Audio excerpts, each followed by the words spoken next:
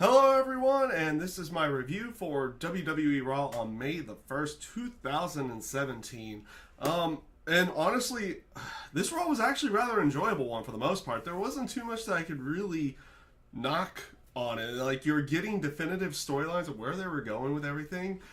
Things where they looked like they were convoluted and jumbled up last week became a little bit more clear this week in certain areas in the terms of storylines, especially with stuff with Finn Balor, Samoa Joe, Seth Rollins, and all these different all these different superstars. And they were getting more definitive storylines. Where last week that main event scene was really jumbled up and just kind of thrown out there with everything. And I felt like this Raw actually came off rather good for the most part. Like I said, there was a couple things, and I'll get into that as I go into each thing here. Matter of fact, let's go ahead and start with that right now. Let's go right from the beginning of the show. They started off with Alexa Bliss and all the other women superstars already in the ring. They got no entrances or anything, so I like that little touch.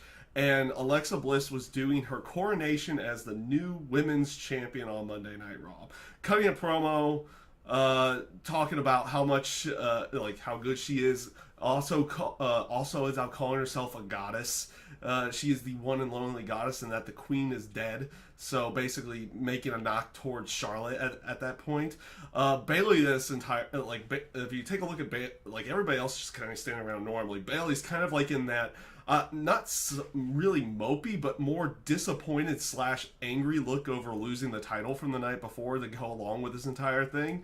And as of course, Alexa Bliss was kind of promo. And I thought this promo was a lot better than last week's promo from Alexa Bliss. Like, this one came off a lot better. She goes around, starts in a condescending type manner, thanking, like, Mickie James and Sasha Banks. As a matter of fact, when she gets to Sasha Banks, Sasha Banks eventually gets in her face, which backs her up, and she backs into Nia Jax. And as she looks up at Nia Jax, she just kind of compliments her in a real way to prevent her from getting absolutely destroyed. Good stuff here, good facial expressions. I like this. They're going about trying to make Alexa Bliss a big deal. A big deal on Monday Night Raw, where she was a big deal on SmackDown, and we'd seen how good she had gotten. She kind of showed that this week. So eventually she gets to Bayley, starts running her down, all that stuff to go along with it. Then she points out her family from the night before, crying and everything about her losing the match and to go along with it. And she was like, now they can have a real inspiration in Alexa Bliss. And this is what I really liked. It was an aspect that we didn't get a whole promo from Bayley, and almost like a potential "oh shucks, I lost, but I'm gonna try to get it back" type promo. It was like, no, it wasn't anything like that. It's like, nope, had enough of it. Flips the podium and starts brawling with Alexa Bliss, which causes all of them to brawl, which leads into the 8-woman tag after the commercial break. So it was Bayley, Sasha, Mickie, and Dana Brooke versus Alexa Bliss, Nia Jax, Emma, and Alicia Fox. All right, next. This is they gave a good chunk of time, and I like the the subtleties that they put into this match. Such as whenever Bayley was in there, she, especially with Alexa Bliss, she's showing more fire, more going after Alexa Bliss, not happy over what had happened from the night before. The one weird thing was right at the end of the match, as everybody was kind of doing their high spots towards the end, one of those typical fares for an 8-person tag. Alicia Fox and Sasha start looking like they're really fighting each other. It was an interesting way with how they were going with that portion of it, that portion of everything, which does eventually lead to the ending of the match, where everyone's outside the ring. It's Alexa Bliss and Bayley in the ring. Bayley goes for a body slam. She gets raked in the eyes and then planted with a DDT, which she sells that thing really good. She sells that thing pretty good. Or at least Alexa's variation of it, she's sold pretty well over the last 2 nights to make it look a little bit more devastating. for Alexa to pick up the victory. So again, they have Alexa go over Bayley. Not a bad way of going, especially if you're going to build up your champion, especially after she just won the title the night before, and probably going to keep that feud going with Bayley and Alexa for at least another match. You would have to assume at least another match, if not longer, if they decide to go that route. And the other good thing is that they didn't. This is allowing for the that heel turn for Sasha as well to kind of stay in the background a little bit. You know it's there and everything, but they continue on this whole aspect that Bayley and Sasha are friends, even though we've seen the little snippets here and there of Sasha about to turn heel or something in that sense. So they're letting that fester over on the side for a little bit, and having a feud like this in there kind of allows that to happen, because I was under the impression, or at least I felt the best way of doing the Bayley Sasha feud, if they were going to go for it and treat it as like a big thing, would be for them to not have a match with each other outside of the one that they had before Mania, which wasn't really their full match. Their first full like one-on-one match with no interference or anything in that sense. I felt like that should be saved for SummerSlam, and now you have a feud with Bayley and Alexa Bliss that allows for something in that sense. So, not a bad way of going. That was actually a very good first segment of Raw. There, it was a rather enjoyable one. Up next was Enzo versus Luke Gallows. Kind of standard fare here. 50-50 booking at its best. Because guess what, Gallows? If Enzo and Cass won the tag match last night, of course Gallows is going to win this match tonight, which he does. The match itself is fine. Kind of typical fare for what you would see from Enzo. He gets beaten up a good chunk. Does get a little bit of offense in here and there. He uses a punt at one point in time in the match. Not like full on how Randy Orton would do it, but like he, tried to make a football reference, American football reference for people who are watching in other countries, where he kicks him in the head and then he does it's good thing. It's like, wait a minute, I thought that maneuver was banned. I guess not in that case, because Enzo just used it out of nowhere, and of course it got a 2 count. When Randy Orton does it, you're down for a while. When Enzo does it, 2 count. But overall, okay match. I'm not really, I don't care about the 50-50 booking thing because it's not that good. In my mind, I don't feel like it's that good for doing things like that, but it was what it was. It wasn't horrible, but it wasn't really that good in any way. Up next, you had a backstage promo with TJ Perkins. Or actually, they're no longer calling him TJ Perkins, because later in the night, he gets announced just as TJP. So I guess we'll go with TJP here. But you had it with Neville and TJP. Basically, TJP walks in there and kind of starts accusing Neville of being of the DQ from the night before, like accusing him of like intentionally DQing him to save his title. But he plays it off as like, this is what other people are saying. It's like, that's not me. And of course, Neville's like, know your place.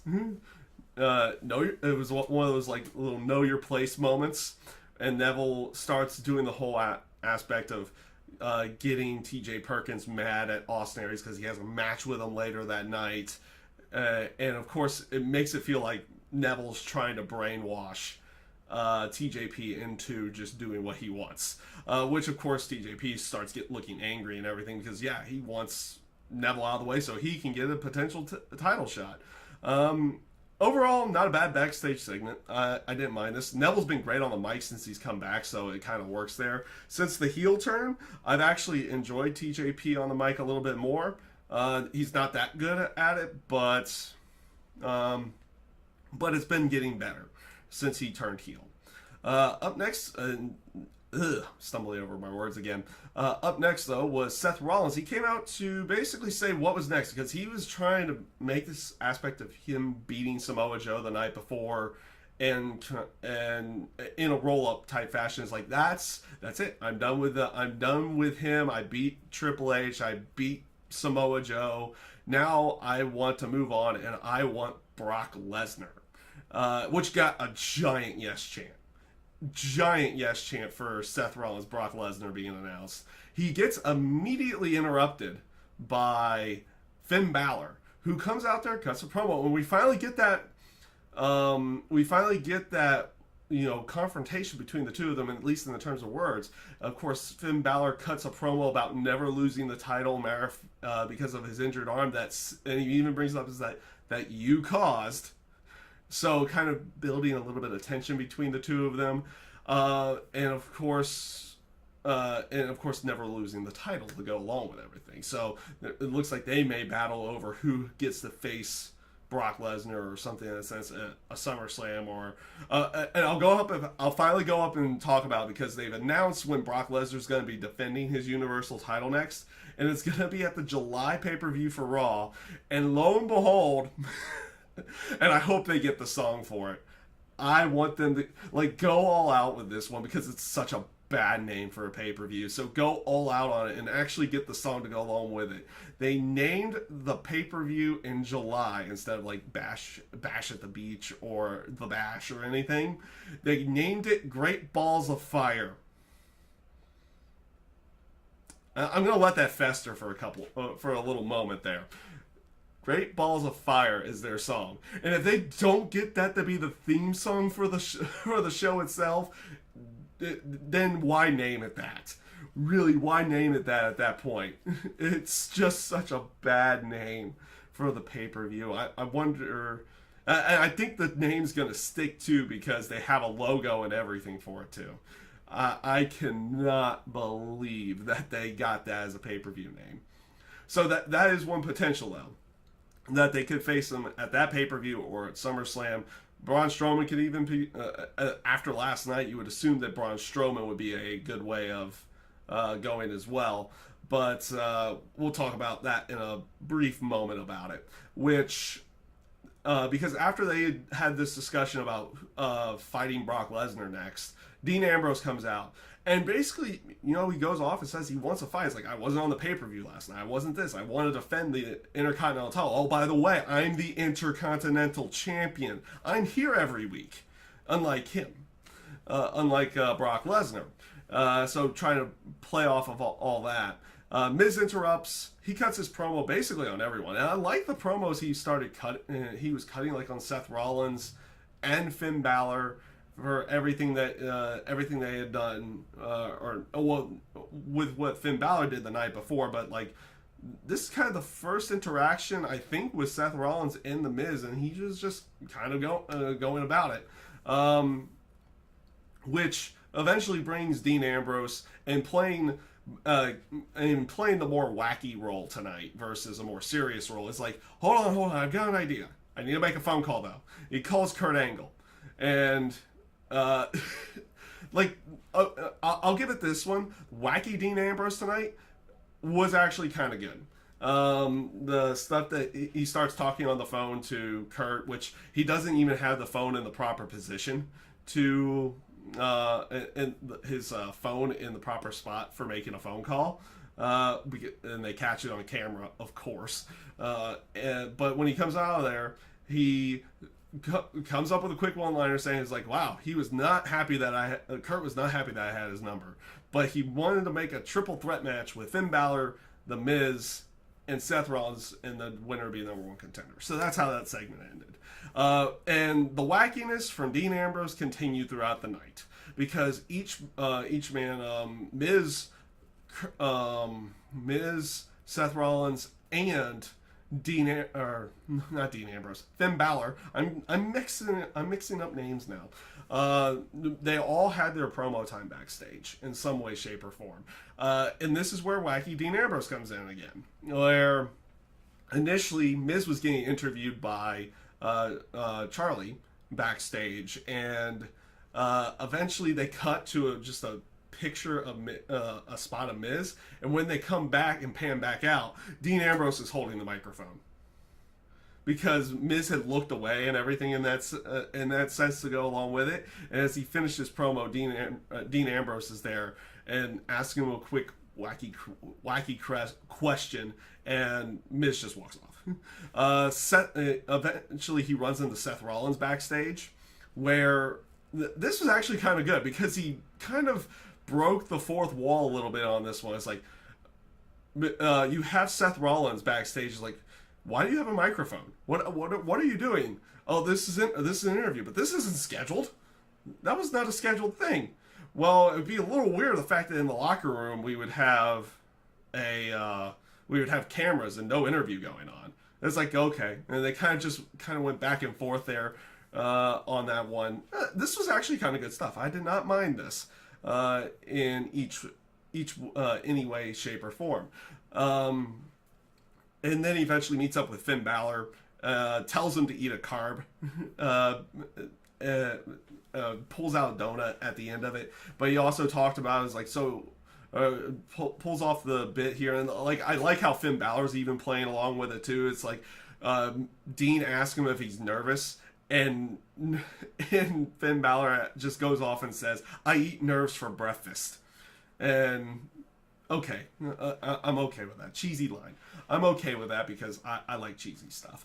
But then he also tells him to eat a carb after pulling out a donut, which Finn just takes a bite out of it and gives it back to Dean as he walks off. Some good stuff. Good stuff. This is one of those few times that I liked wacky Dean Ambrose. I thought he came off rather well. So, before we talk about the main event, we have, of course, other things that were going on. You had six-man cruiserweight tag team action. This one had nothing really in the terms of a storyline, but it was just good action. You had Akira Tozawa, Rich Swann, Jack Gallagher going up against Tony Nese, Noam Dar, and the Brian Kendrick. Just good match. Good six-man tag match. Good flying, like just good action inside the ring. That's all this really was to go along with everything. They really weren't talking too much about the storyline outside of kind of each of these guys having all of their storylines. It eventually leads to Gallagher, Swan, and Tozawa winning with the gentleman's dropkick to, I think, the Brian Kendrick, where, like I said, they kind of tease the finish each time around. This was just an enjoyable match. It overall was an enjoyable match, good to watch, good action. Maybe not so much in the terms of story, which you don't always need. I'm not going to lie there. I like storytelling and everything in my wrestling, but you don't always need it. And here was one of those examples. You didn't really need it here. You just kind of went out there. You had a six-man tag. Have fun. So, yeah. Good match. It was a very good match. Matter of fact, all the cruiserweight stuff was good. I'll talk about TJ Perkins and Austin Aries a little bit later, though. Up next, you had Sheamus and Cesaro come out, basically to explain themselves and for their actions of turning heel the night before. And this was a good heel promo from both of them. And I like their new... I was wondering what they were doing by doing this the night before, where each one of them holds up their thumb like that.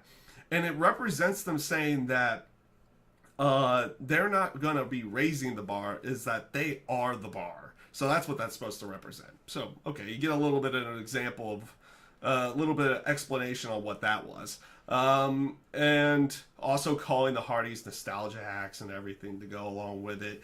And eventually this does bring the Hardys to come out. Matt Hardy cuts a quick promo, kind of switching back and forth between Broken Matt and regular Matt Hardy, which you're seeing more and more now. Matter of fact, you can audibly start hearing deletes from Matt as he's going, and even though he doesn't say it over the microphone in any way. But he was like, "We only have one thing to say to you," or it's like, "There's only one thing we need to do with you." He lays down the microphone. Both him and Jeff go like, "Delete!" and charge. So you're getting a little bit more of the Broken Matt stuff. I hope they kind of explain a reason for Matt going full broken if they do go to the full broken gimmick with Matt Hardy. Like, they have a full explanation, whether Jeff sends them there again, or maybe Sheamus and Cesaro hit him really hard to send him into that state again. As the Hardys charge the ring, Sheamus and Cesaro leave, and good stuff. I enjoyed this one. It was good. Like I said, I did rather enjoy this one. So up next to talk about, actually, we got a couple of other matches that they went through, and then I'll talk about what the whole Braun Strowman Roman Reigns bit that they were doing throughout the night, and then we'll go into the main event after that. So up next was Heath Slater versus Apollo Crews. Decent match. Apparently, Apollo Crews is buying into the whole Titus brand because Titus is now coming out with Apollo Crews. So he's kind of buying into it. And it looks like maybe we're going to be getting something with Apollo Crews and Titus O'Neil. Titus O'Neil does help Apollo Crews win, which actually got a huge... That was a weird one. It felt like the boos just went like way high when Titus O'Neil... Like it was almost audibly piped in there. Or maybe something happened out in the crowd that made it even more amplified or something in that sense. I don't know. But you have Titus O'Neil helping out Apollo Crews get the victory over Heath Slater. Decent match. It was a decent match. I rather did enjoy it. And this is kind of giving one of those bits where, we're getting a little bit more character development out of Apollo Crews and everything in that sense. And we're getting a little bit more with this whole Titus brand thing, other than just Titus going out there and losing on a weekly basis. They're actually doing something more with it. I also liked how it was like, apparently they're going to like take selfies after every single match now, and Rhino just photobombs them. Rhino's having too much fun with this.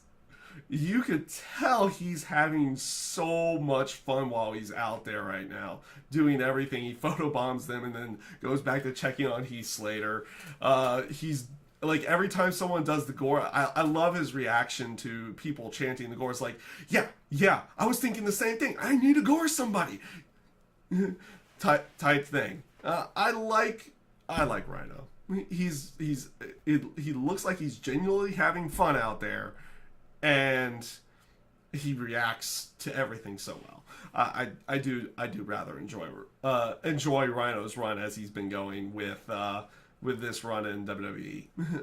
So up next was TJP, and this is where they fully announced that he's not going by TJ Perkins. He's just going by TJP. Matter of fact, they changed the graphic too on the Titantron, and he went up against Austin Aries. This was a very good match. Oh man, this is a very good match. The cruiserweights did very well on Raw tonight. I love this. The 6-man tag was just good action. This one had good storytelling to go along with it. You had TJP, who had been talking with Neville earlier tonight, saying that Neville telling him, was like, you got to hold up your end of the bargain, and you got to take out Austin Aries, or take out your threat. Or what was the actual...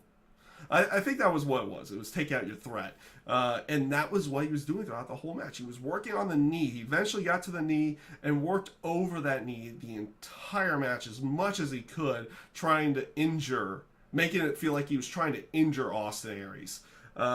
And just really good stuff from both men tonight.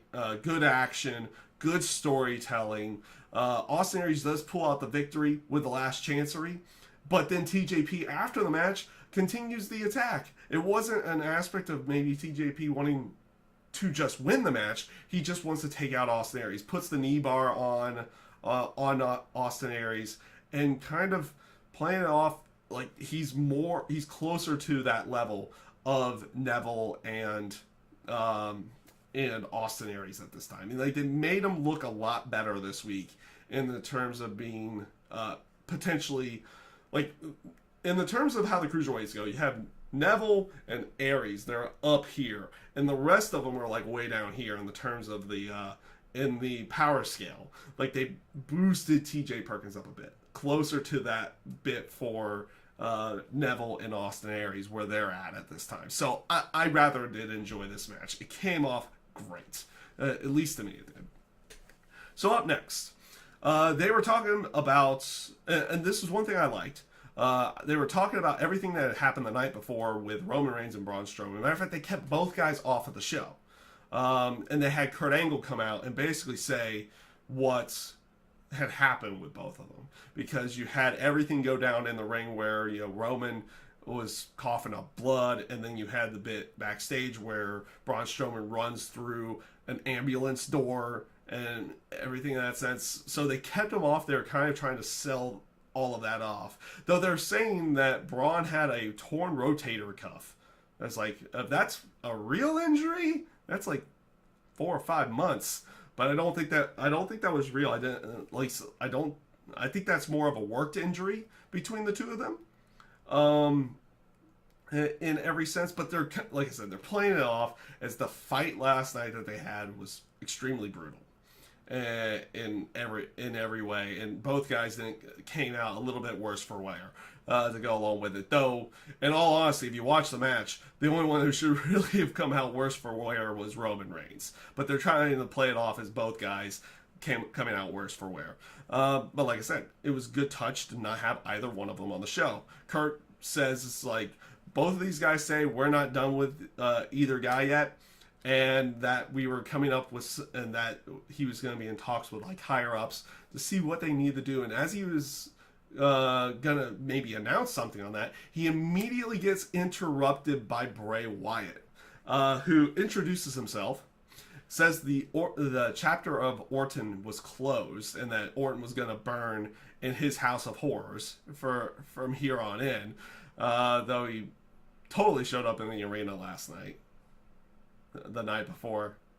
Whatever. We'll look past that for now, because we don't have to have Bray and Orton happen anymore.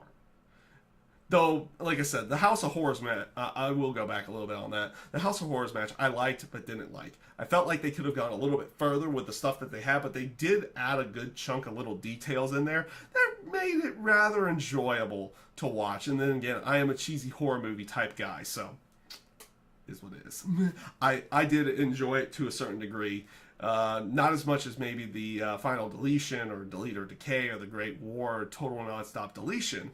Maybe not as much as that, but it was rather enjoyable. I felt like they could have gone a little bit further with it. They could have done a more wink wink, like wink wink, nudge nudge type thing with their stuff, instead of kind of going fully serious, which was what they did. Either way, it kind of worked.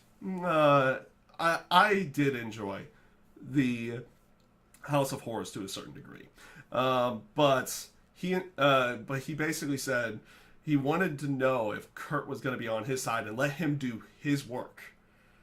And then Kurt's like cryptically is like, what does that mean? Type thing. And he also says, it's like, I don't get what you mean, but you need to realize this is my show. And Bray comes back with it as like, it may be your show, but this is my world. And that's how they cut off. So leaves an ominous sign for what they were going to be doing with Bray Wyatt. So this brings us to that main event for the night, which was Finn Balor, Seth Rollins, and The Miz. Really good match. Really, really good match. Like I said, there was a lot of good stuff on Raw. Not too much that I didn't really rather enjoy in any way. Just a lot of actually pretty good stuff. This was a rather enjoyable Raw. I'm not gonna lie, I actually did enjoy this. So probably the only one thing I didn't really enjoy that much was the whole Enzo versus Gallows thing, and that was because they're doing that whole 50-50 booking thing again. But Finn Balor, Seth Rollins, and Miz, I thought came off as a really good match. And this is, again, where, like last week, they kind of jumbled it up. Is because they had been teasing where they were going to be going with everybody. And now you get full confirmation where they're going to be going with everybody. Bray Wyatt comes out during the match and attacks Finn Balor. It looks like he was about to win. And then same with Seth Rollins. Samoa Joe comes out, as it seems if Seth Rollins was about to win the match, which does allow Miz to eventually win the match itself and becoming the number one contender for the Intercontinental title. So they are going to go with this Miz versus Dean Ambrose match, whether it's a quick one or something in that sense, because we've seen it a bit over on SmackDown in there. And they're kind of rehashing it over here, but they are going to go with Bray Wyatt versus Finn Balor right off the bat, And they're going to continue on with this Samoa Joe and Seth Rollins feud as well, which you would assume after the match the night before that there was no way that that was going to be the ending of that feud between the two of them.